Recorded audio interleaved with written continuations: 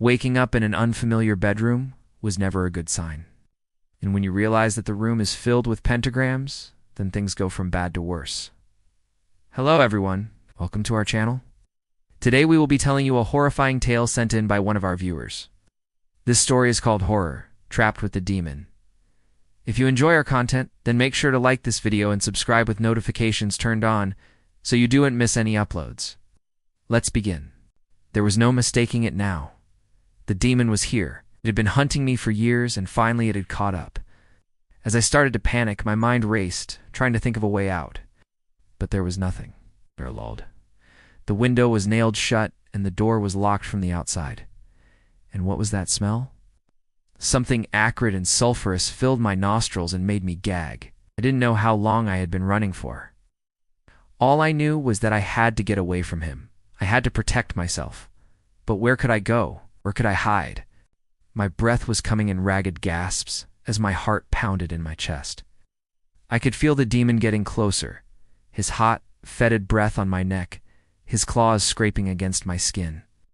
I screamed, a primal scream that tore through the night. But no one came to my rescue. No one could hear me. I was all alone. And then I saw it, a glimmer of light in the distance. Hope surged through me, and I stumbled towards it, my legs shaking, my vision blurring. I had to get out of there, away from the demon, away from the nightmare that had become my life. I burst through the door and collapsed onto the grass, gasping for breath. I looked back at the house, its windows like vacant eyes staring back at me. Then I noticed something strange. The front door was open. What did it mean? Was he gone? Had he given up the chase? Or was he just toying with me, making me suffer before the final blow? I didn't want to find out. I didn't want to stay around to find out. I stood up and started running, not stopping until I reached the safety of my car. Once I was inside and the engine running, I dared to look back. That's when I saw him standing on the porch, his face twisted into a cruel smile. He took a step forward and then another, and then he was gone. I slammed the car into gear and sped away, but not before I heard his voice echoing through the night. "Run all you want," he said, his voice like gravel, "but you can't hide. I'll find you." His words were a curse, a prophecy that I knew in my heart was true.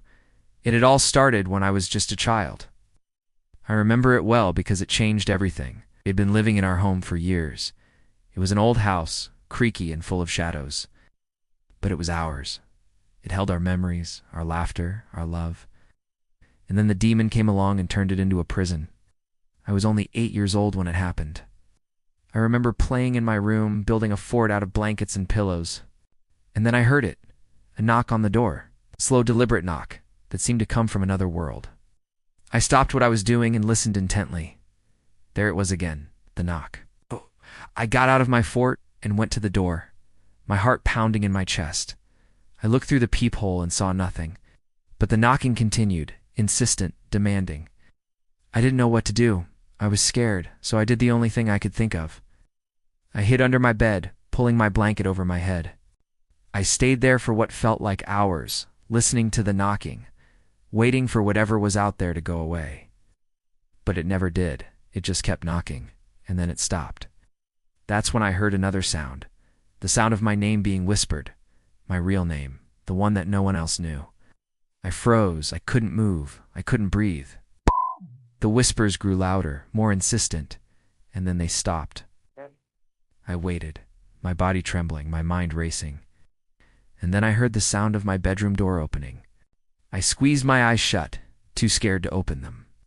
I pulled the blanket tighter around me, burying my face in it. I wanted to scream, but I couldn't. I was frozen in fear. And then I felt it, a presence in my room, something cold and evil. It circled me, its eyes boring into me, its claws scraping against the floorboards. I wanted to run, but I couldn't. I was trapped under my bed, paralyzed by fear. And then I heard his voice, a raspy whisper that seemed to come from everywhere and nowhere at once. "Let me in," he hissed. "Let me in and I'll give you what you want." What did he mean? What did he want? I didn't know, but I was desperate to escape the nightmare that had become my life. So I did the only thing I could think of. I bargained with the devil. "Have something that belongs to you," I whispered back, hoping that he would take it and leave me alone. "Give it to me," he hissed. "Show me." I hesitated, torn between my fear of the demon and my desire to be free. But I knew that if I didn't do something, he would find me eventually and drag me down to hell with him. So I took a deep breath and summoned all my courage. "It's in the attic," I whispered. "In the box." With that, I scrambled out from under the bed and ran to the attic, hoping that he wouldn't follow me. I climbed the creaky stairs, my heart pounding in my chest, and flung open the attic door. The attic was dark and dusty, filled with cobwebs and old broken furniture. I stumbled around in the gloom, my eyes struggling to adjust to the darkness. And then I saw it, a wooden box tucked away in the corner. I ran to it, my hands shaking, and flung it open. Inside, nestled on a bed of velvet, was a silver locket. I reached in and pulled it out. It was cold to the touch and felt heavy in my hand. I turned it over in my fingers, examining it closely.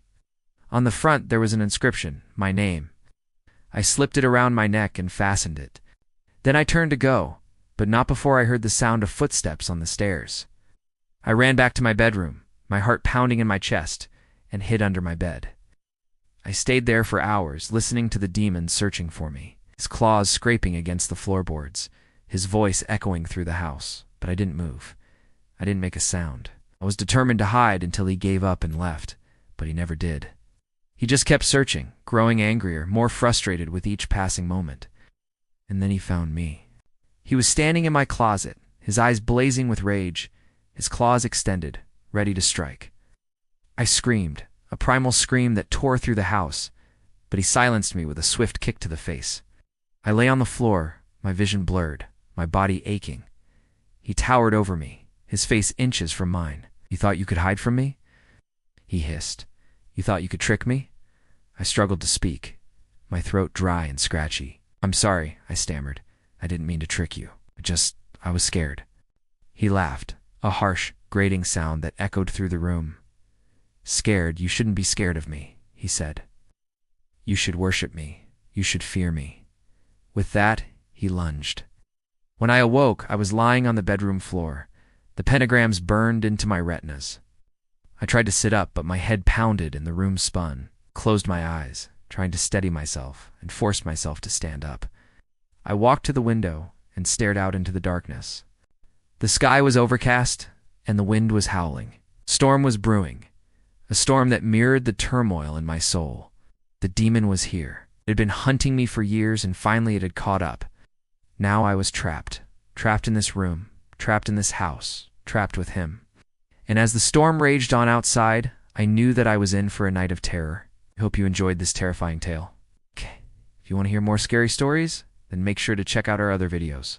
Also, if you would like to submit your own story, then click the link in the description. Thanks for watching. See you next time.